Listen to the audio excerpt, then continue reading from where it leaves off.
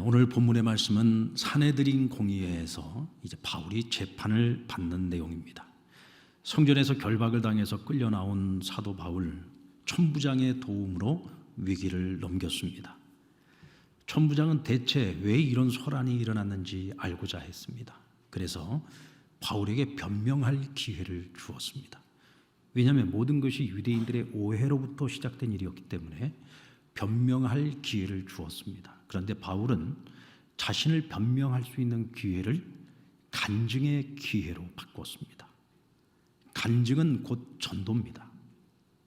전도할 내 인생에 이것이 마지막 기회라는 마음을 가지고 바울은 변명할 기회를 간증의 기회로 삼았던 겁니다. 그러자 그 말이 끝나기도 전에 또다시 소동이 일어났습니다. 또다시 천부장의 도움으로 위기를 모면했습니다. 그리고 천부장은 유대인들이 대체 무슨 일로 이와 같이 끝까지 그를 고발하는 거 너무 궁금한 거예요.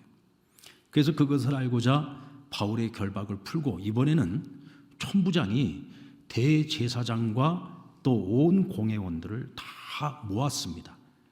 그렇게 해서 산헤드린 공의회에서 바울이 정식적인 재판을 받게 된 거예요. 그리고 바울에게 다시 한번 자신을 변호할 수 있는 기회를 제공한 것입니다. 자, 바울은 지금 이 재판을 받기 위해 산헤드린 공의회에 서 있습니다. 여러분들, 바울이 산헤드린 공의회에 섰구나. 이게 여러분 단순한 사건이 아닙니다. 예수님께서 여러분들 어디에서 죄명을 뒤집어 쓰고 죽음에 이르도록 만들었습니까? 바로 이 산헤드린 공의회였습니다. 스데반이 어디에서 여러분들 이놈은 죽어야 마땅한 놈이다 이렇게 판결을 받아가지고 결국 죽음으로 내몰렸습니까? 바로 이 산헤드린 공의회였습니다. 이 산헤드린 공의회는요, 종교 재판이 벌어지는 곳입니다. 여러분, 세상의 재판 중에서 제일 무서운 재판이 종교 재판입니다.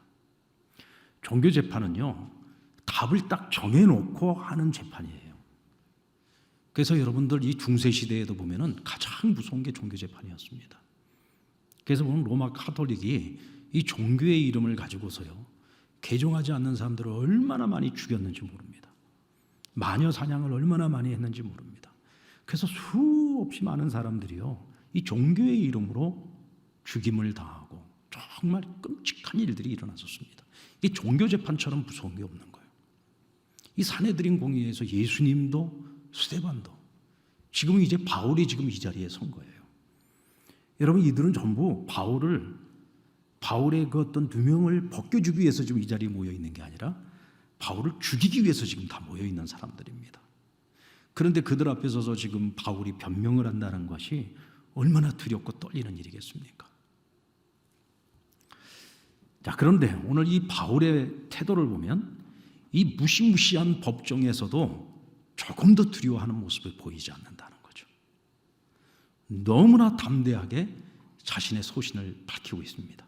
그것도 아주 간단하게 딱 한마디로 이렇게 자기 소신을 밝힙니다. 1절 말씀을 보면 바울이 공회를 주목하여 이르되, 여러분 형제들아, 오늘까지 나는 범사의 양심을 따라 하나님을 섬겼노라.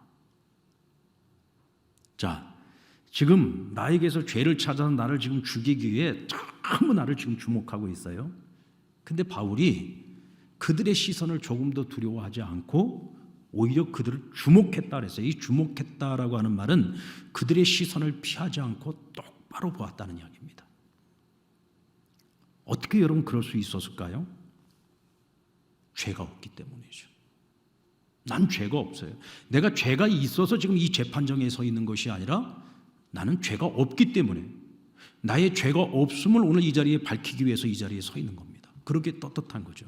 그래서 그 사람들의 시선을, 그들이 나를 바라보듯이 바울은 나 홀로 여기 서 있지만 그 많은 사람들을 주목하여 볼 수 있었던 겁니다. 그리고 자신을 죄인으로 낙인 찍어 죽이기로 이 작정한 사람들을 향해서 담대하게 선포한 거예요. 나는 범사의 양심을 따라 하나님을 섬겼노라. 여기서 말하는 바울의 양심은 그냥 일반적인 양심을 말하는 게 아닙니다. 어떤 양심이죠? 종교적 양심이에요. 하나님 앞에서의 선한 양심을 말하는 겁니다.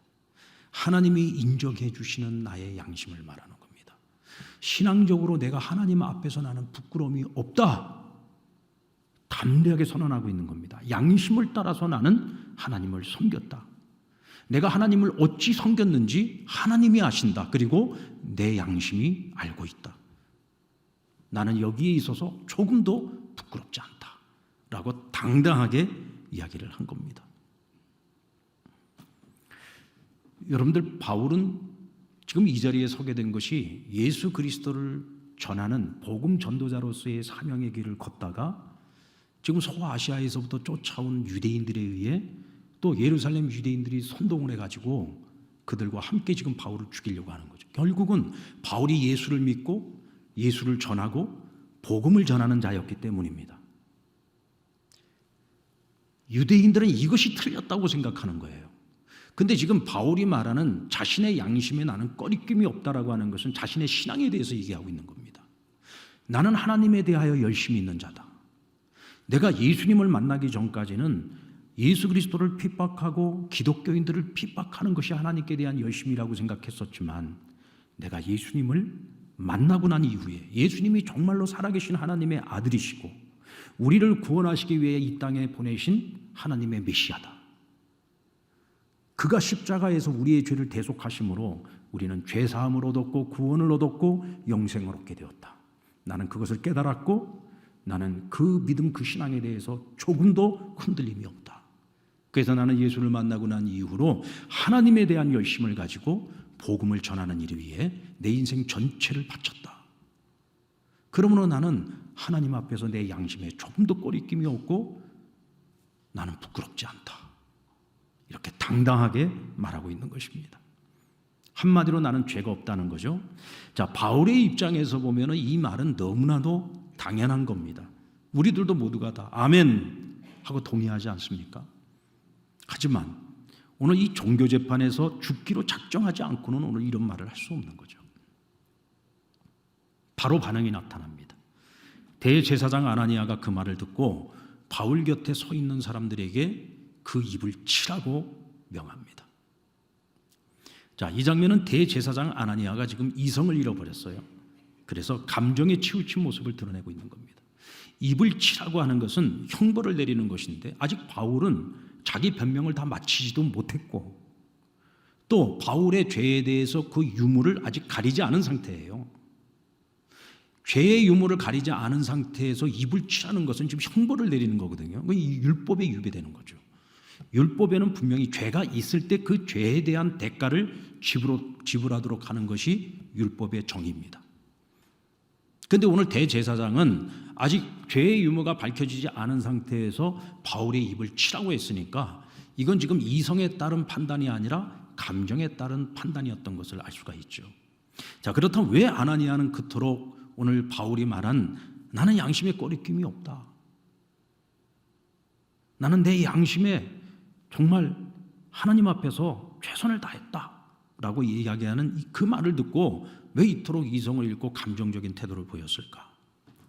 우리가 여러 가지로 생각을 할 수가 있겠는데요. 첫째는 아마 이것일 것 같아요. 지금 이 산헤드린 공의회는요, 거기다 재판을 받기 위해 이 자리에 서 있는 사람은 누구든지 정말 두렵고 떨리는 마음으로 그 자리에 서야지 되는 겁니다. 왜냐하면 그것이 산헤드린 공의회의 권위예요. 다시 말하면 대제사장은 지금 바울을 죽일 수도 있고 살릴 수도 있는 그의 생사 여탈권을 지금 가지고 있는 판결권을 갖고 있는 사람입니다. 그런데도 그 대제사장 앞에서 바울이 조금도 주눅들지 않고 있어요. 그것이 오히려 그 신기를 더 건드린 겁니다. 지금 자기가 무릎을 꿇고 나한테 싹싹 빌어도 내가 지금 봐줄까 말까 하는 판인데 이렇게 당당하게 나는 죄가 없다고 이렇게 당당하게 말을 하고 있으니 아나니아의 마음에, 심정에 욱하는 마음이 일어난 거예요. 그러니까 이성이 아니라 감정을 따라서 행동을 했던 거죠. 그리고 자신의 양심을 하나님이 마치 보증해 주는 것처럼 말하는 것이 하나님의 이름을 모욕하는 것이라고 생각을 했습니다. 또 가장 설득력 있는 이유라고 한다면 바울이 나는 죄가 없다라고 이야기를 한다는 것은 지금 바울을 처벌하려고 하는 자들이 죄가 있다는 얘기잖아요. 그러니까 대제사장을 포함해서 모든 유대인들이 죄가 있는 거예요. 바울이 죄가 없으면 그들이 죄가 있는 거죠. 그렇게 되는 것 아닙니까? 그러니까 그 순간을 참지 못하고 그가 해서는 안 될 감정에 따른 판단을 내렸던 겁니다. 그래서 그 입을 치라고 대제사장이 말을 했는데, 자, 바울이 이번엔 또 어떻게 반응을 하느냐? 이번에도 주눅들지 않습니다. 이번에도 담대하게 뭐라고 말을 하느냐? 3절 말씀 같이 한번 볼까요? 3절 말씀 시작. 바울이 이르되 회칠한다며 하나님이 너를 치시리로다. 내가 나를 율법대로 심판한다고 앉아서 율법을 어기고 나를 치라 하느냐 하니. 대제사장을 향해서 회칠한답니다. 그리고 하나님이 너를 치시리로다. 그러면서 뭐라고 했어요? 너는 율법을 가지고 나를 정죄하려고 하는 자인데 너가 왜 율법을 어기냐는 거죠. 그러므로 너는 제사장이라고 하는 거룩한 이름을 가지고 있고 또 거룩한 자인 척하고 있지만 너는 율법을 어기고 있는 자라는 거예요. 그러므로 너는 회칠한다. 다시 말해 위선자라는 겁니다. 여러분 이것처럼 무서운 말이 없잖아요. 넌 위선자야. 이거 얼마나 무서운 말입니까? 너는 위선자다. 그러면서 그에게 말했습니다. 율법을 어기고 나를 치라 하느냐.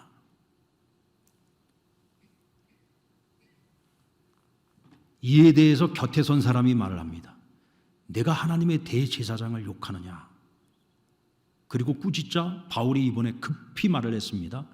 나는 그가 대제사장인 줄 알지 못하였노라. 기록하였으되 너의 백성의 관리를 비방하지 말라 하였느니라 하였더라. 이게 지금 무슨 뜻이냐면 율법의 말씀에 보면 너의 백성의 관리를 비방하지 말라라고 하는 규정이 있어요. 근데 여기서 말하는 백성의 관리는 누구를 말하는 거냐? 재판정에 앉은 사람, 판단을 하는 사람을 말하는데 여기서는 대제사장인 거죠. 산헤드린 공의회에서 대제사장이 수장의 역할을 하는 거니까 지금 대제사장, 그러니까 그를 비방하지 말라는 겁니다. 그것을 나도 알고 있다. 그러므로 내가 지금 이 말을 한 것은 내 입을 치라고 말한 그 사람이 대제사장인 것을 나는 알지 못하고 단지 지금 나를 여기에 판단하기 위해서 있는 사람들 중에 내가 하는 말을 듣고 지금 나의 죄의 유무가 결정되지도 않은 상태에서 내 입을 치라고 말한 것은 잘못된 것이기 때문에 내가 그 사람에 대해서 한 말이다. 이렇게 변명을 한 겁니다. 자, 여러분들 생각에는 바울이 알고 말한 걸까요? 정말로 그 말대로 모르고 한 걸까요? 예, 그건 여러분 판단에 맡기겠습니다. 이게 주석서를 보니까 뭐 여러 가지 설이 있어요. 설이. 예. 알면서도 비꼬듯이 말한 것이다. 뭐 이렇게 얘기하는 신학자들도 있고 또 어떤 분들은 바울이 설마 하나님의 법정에서 거짓을 말했겠느냐? 굳이 거짓을 말하면서까지 위기를 넘어서려고 했겠느냐? 그렇지 않았을 것이다. 여러분들 그러고 보면은 예수님도 산헤드린 공의회에서 그 대제사장과 제사장들, 그 바리새인들, 서기관들이 모인 자리에서 정말 얼마나 정말 그 모욕을 당하고 말도 안 되는 누명을 뒤집어 씌우고 그런 일을 겪을 때에도 예수님이 그들을 뭐 회칠한 담이다. 하나님이 너희를 심판할 거다. 그런 얘기를 안 했어요. 그건 뭐냐면 하나님께서 그들을 또한 기름 부어 세운 자이기 때문에 그들에 대해서 그와 같은 저주를 쏟아붓지 않았던 거예요. 저주할 수 있는 힘과 능력이 없어서가 아니죠. 하나님이 기름 부어 세운 자라는 것을 인정해 주는 거예요.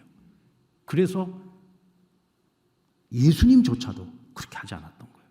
스데반도 역시 마찬가지예요. 오늘 바울도 역시 마찬가지인 겁니다. 바울도 그런 마음, 그런 심정으로 오늘 그 이야기를 지금 변명을 하고 있는 것이다. 이때 바울이 기지를 발휘합니다. 자, 지금 상황이 이렇게 돌아가다 보니 이거 지금 굉장히 지금 위험한 상황이 됐어요. 이곳에 모인 사람들의 일부는 사두개인이야. 근데 또 보니까 바리새인들도 있어요. 이때 기질을 딱 발휘합니다. 뭐라고 얘기를 하냐면 나는 바리새인이다. 내 아버지도 바리새인이다. 그리고 내가 지금 신문을 당하고 있는 것은 죽은 자의 소망인 부활로 말미암아 내가 지금 신문을 당하고 있다라고 얘기를 합니다. 여러분, 바울이 전하고 다녔던 것은 뭐냐면 예수님의 십자가 사건과 예수의 부활 사건을 전하고 다녔잖아요. 그러니까 엄밀한 의미에서 보면은 내가 지금 부활을 전하는 것으로 인하여 신문을 당하고 있다. 이게 사실 맞는 얘기죠. 근데 사실은 바울이 먼저 보았을 때 그 자리에 사두개인도 있고 바리새인이 있는 것을 보고서 이와 같은 말을 한 것은 이유가 있었겠죠. 당시 사두개인들과 바리새인들은요, 마치 물과 기름과 같은 사이였습니다. 절대로 섞일 수 없고 하나가 될 수 없는 사람들이었어요. 왜냐하면 사두개인들은요, 부활을 믿지 않는 사람들이에요. 또 성경에 나오는 천사도 믿지 않는 사람들이었습니다. 그리고 영을 믿지 않아요. 영을. 반면에 바리새인들은 이 모든 걸 다 믿습니다. 부활도 믿고 천사도 믿고 영도 믿어요. 그래서 이 신학적인 차이 때문에 누가 서로 옳냐 그르냐를 가지고 매일같이 자기네들끼리 신학적 논쟁을 하고 싸우고 다투는 사람들이 사두개인 바리새인들이었는데, 그들이 지금 여기 회당에 이 사내들인 공회에 모인 이유는 딱 한 가지예요. 사도 바울을 죽이려고 작당을 하고 함께 모인 겁니다. 하나가 될 수 없는 사람들이 바울 죽이겠다고 지금 하나가 돼가지고 이 자리에 모인 거예요.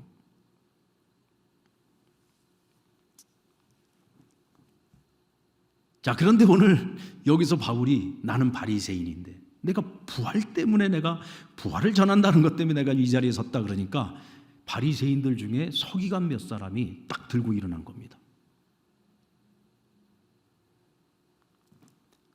만약에 진짜로 천사와 어떤 영이 이 바울에게 정말 그와 같은 이야기를 해주었다면 그때는 어떻게 할 거냐?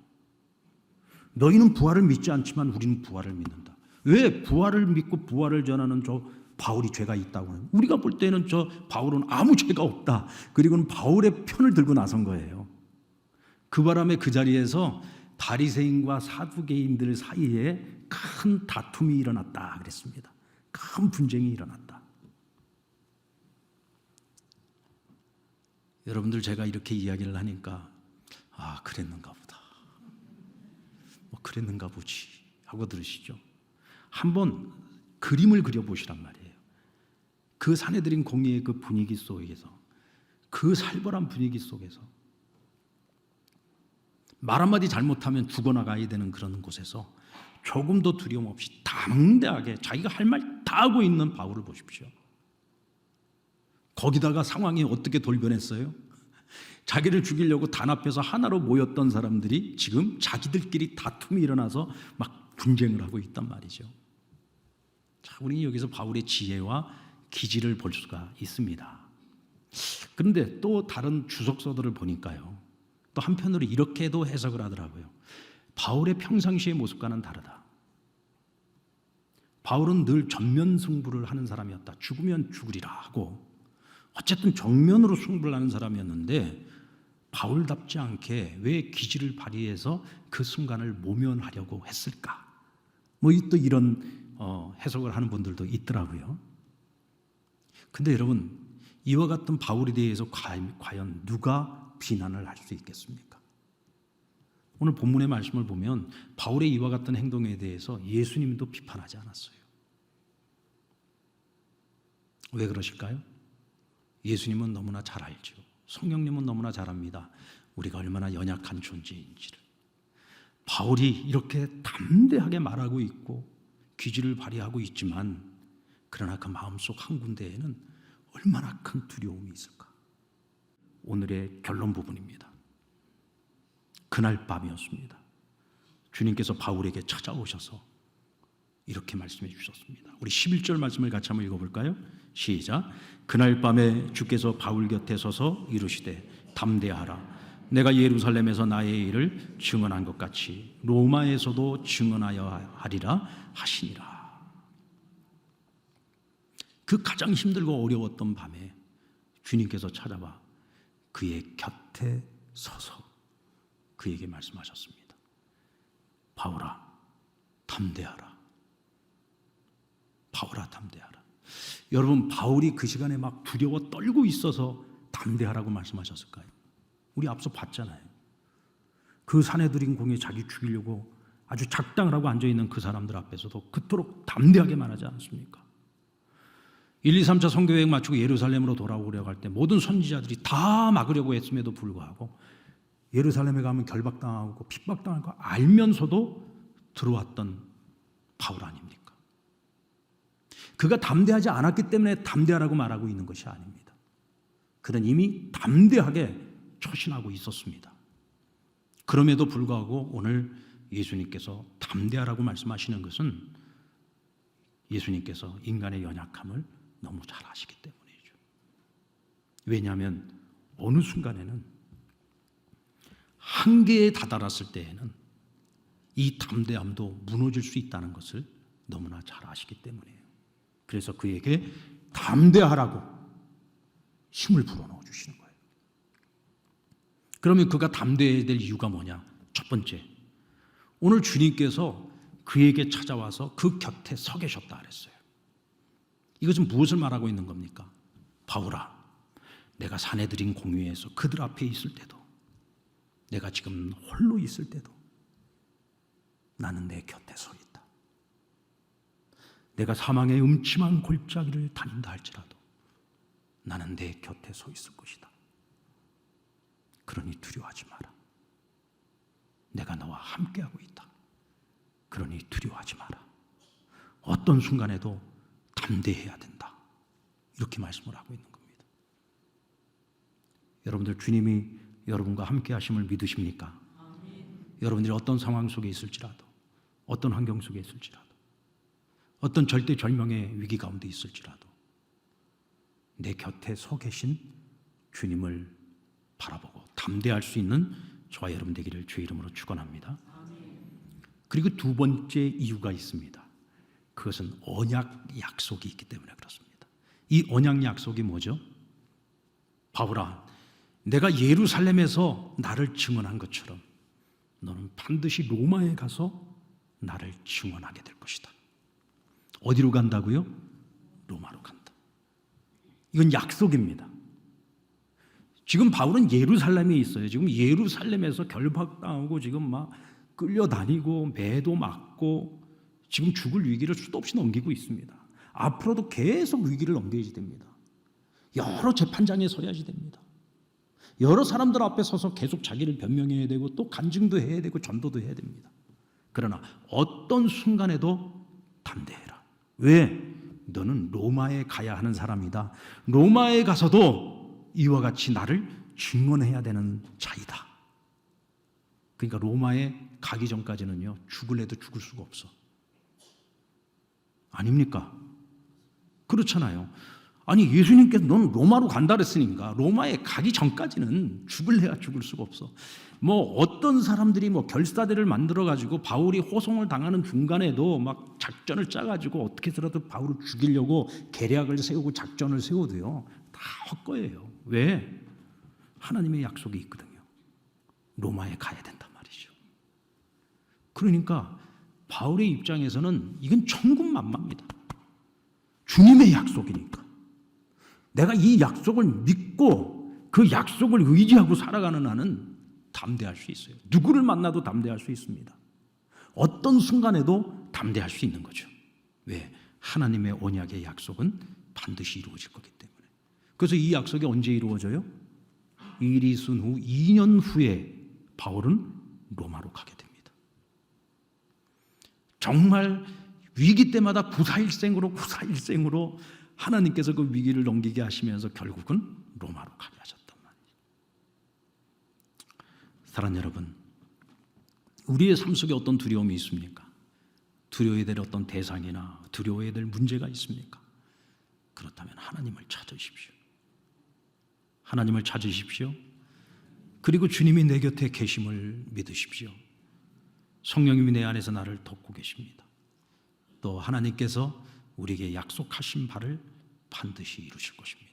우리를 변호해 주시는 주님과 함께 우리는 그 하나님의 약속을 붙들고 선한 싸움을 다 싸우고 달려갈 길을 다 마치고 천국 문을 열고 하나님의 나라에 입성할 줄로 믿습니다. 아멘. 여러분 담대하십시오.